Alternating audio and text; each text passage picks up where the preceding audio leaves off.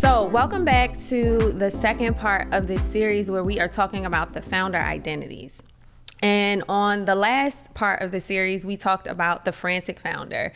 And so that is the founder that is actually doing everything in their business. Their sales are inconsistent, but they're not profitable, right?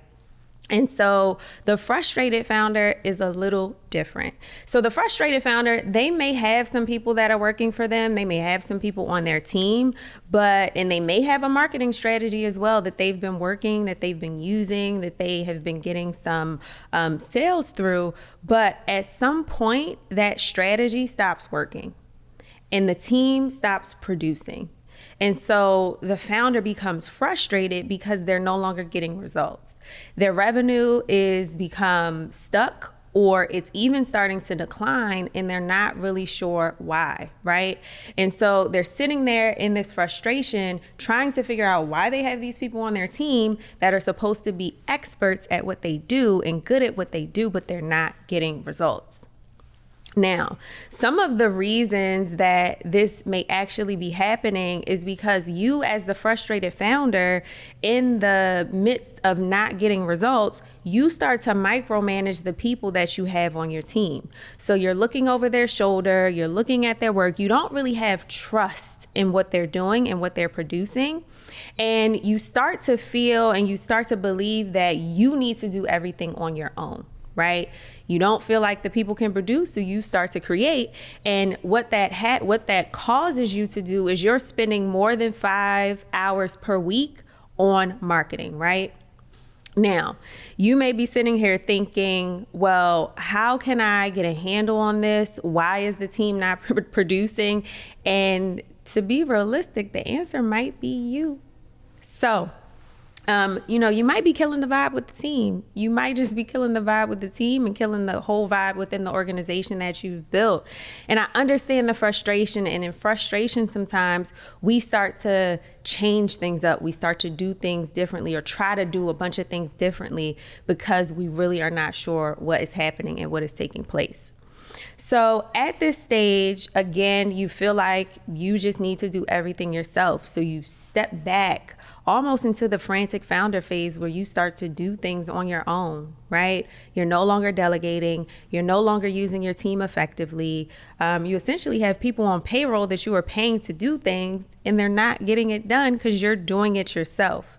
So you feel like having a team is a waste of time and a waste of money, and you just feel like you want to fire everyone and just get rid of everyone. And you feel like you need to see everything that your team does before it goes out, right? And this is also a part of the reason why you're spending more than 5 hours per week on marketing activities. Now, when you think about how to get out of this, right? Again, I said the frustrated founder, you may be frustrated because the problem may actually lie with you. It could lie within your marketing strategy that may need some tweaks, or it could actually lie within your team. So in order to assess this, I really want you to first look at what systems do you have in place. And when I talk about systems are so important for you when you have a team. They're so important for you to have in place because if you're hiring people and there are no systems, you're just creating chaos within the organization. So make sure that you have some systems set up that your team members can go through and flow through, and that you are removing yourself by setting up these systems to have to touch everything. It's also time to stop thinking that you need to be doing everything in your business. You had the right mind and you were in the right mind to hire people, to bring them on to help you.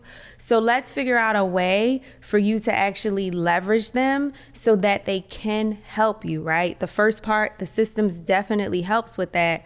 But I also want you to just approach your team members as if they are people, right? Sometimes we get lost in these big roles. Of course, you're a founder, you're a CEO, you're a boss, etc., right? Kind of remove yourself from the title and bring yourself down a bit and meet your people at the level that they are at and kind of just be on the same level, right? You don't necessarily need a hierarchy in your organization, and that can minimize the micromanaging, the feelings of not trusting your team members. And I can guarantee you this, if you don't trust your team members, they don't trust you either. So it is a reciprocal relationship, and people feel and they are intuitive in that way, right? And you want to make sure that you're doing this, because if not, you're going to have a lot of turnover and you're not going to have the people that you need to support you. Now, the longer that you hold on to the belief that you have to do things yourself because that's the only way that they're going to get done right, you are going to continue to be the bottleneck in your business. And I want to tell you a story about a founder that I know. She built a successful business on her own. She built it to multiple six figures, and she got to a place where she was really trying to figure out, why was her sales not growing anymore? Why had they plateaued, right? She was really frustrated. She didn't know what was going on. She had a few team members, an assistant. She had a marketing manager, and she had some other people that were supporting her, some other contractors supporting her. And what she started to do was she started to set up these check-ins with her team, right? On top of the weekly meetings that they were already having. And these check-ins with her team, she came off very condescending. She was asking questions of her team members that they had already provided answers to. And her team felt that they could not trust, that she did not trust them, and that they in turn started to not trust her. So they started to leave, and she had a lot of turnover, and she couldn't figure out why she was having all of this turnover. Meanwhile, she's still dealing with the issue of her sales not really growing and being stuck in a plateau. And so that was really because when she had her come to Jesus moment, and she really sat and reflected and said, I've gone through 6 or 7 social media managers at this time, marketing managers, contractors. Why do I keep cycling through all these people? She had to really realize that it was her, right?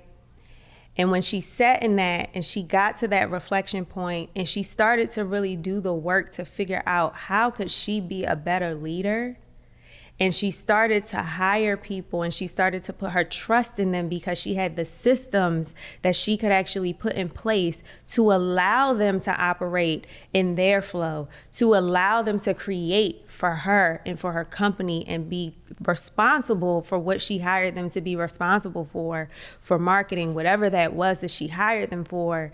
And she kind of removed herself from the process and gave her team autonomy to make decisions. She was no longer spending 5 hours a week on marketing.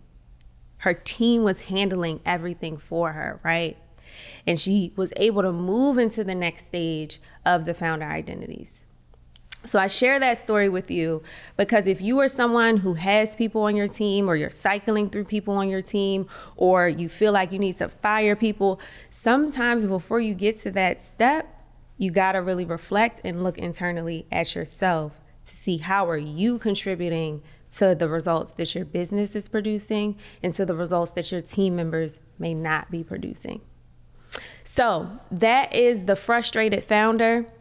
We've talked about the frantic founder in phase 1. We've talked about the frustrated founder in phase 2. On the next part of this series, we're going to be talking about the unfulfilled founder, and we're going to be talking about what that looks like. Now, again, if you would like to figure out what your founder identity is, there is a link in the show notes where you can take the quiz to figure out who you are as a founder, or where you are along that journey of evolution of founders, and get a more in-depth breakdown of the founder identity, as well as how you can actually move to the next phase or even skip a couple levels.